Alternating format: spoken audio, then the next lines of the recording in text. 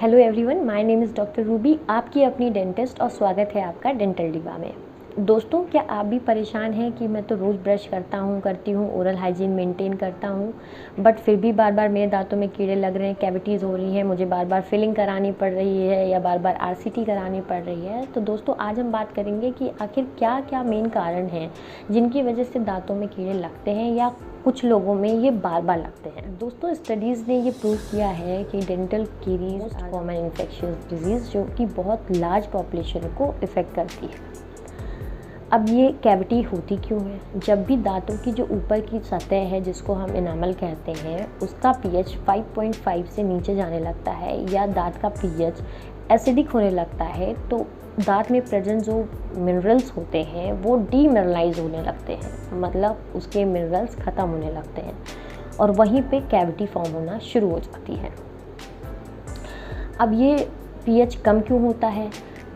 ये पीएच कम होता है बिकॉज ऑफ बैक्टीरियाज। दोस्तों, हमारे मुंह में बहुत तरह के बैक्टीरियाज पाए जाते हैं। कुछ बैक्टीरियाज होते हैं जो हमारे लिए अच्छे होते हैं और कुछ बैक्टीरियाज होते हैं जो हमारे लिए हार्मफुल होते हैं।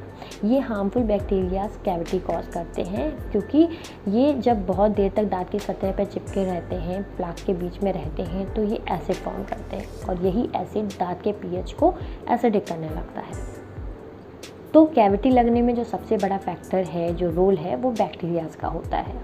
अब वहीं ये बैक्टीरियाज के जो पर्टिकुलर स्ट्रेन्स हैं, कुछ लोगों में ज़्यादा होते हैं और कुछ लोगों में कम होते हैं। जिन लोगों में ये स्ट्रेन्स ज़्यादा पाए जाते हैं उनमें फ्रिक्वेंसी और चांसेस ज़्यादा हो जाते हैं कैविटी लगने में, और जिन लोगों में ये कम होते हैं उनको कैविटी कम होती है। दूसरा फैक्टर है डाइट।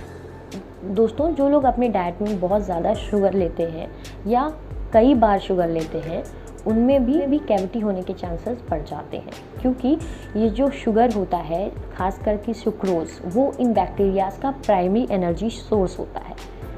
इस वजह से जो लोग शुगर कंजम्पशन ज़्यादा करते हैं उनमें भी कैविटी लगने के चांसेस ज़्यादा हो जाते हैं। तीसरा कारण है सलाइवरी फ्लो, मतलब आपके मुंह में सलाइवा कितना बन रहा है और कैसे बन रहा है। दोस्तों, ये कहा जाता है कि मुंह की जो नेचुरल सफाई है वो सलाइवा के थ्रू अपने आप होती रहती है, मतलब जो सलाइवा है वो दांत के एसिड को, बैक्टीरियाज को वॉश आउट करते रहते हैं।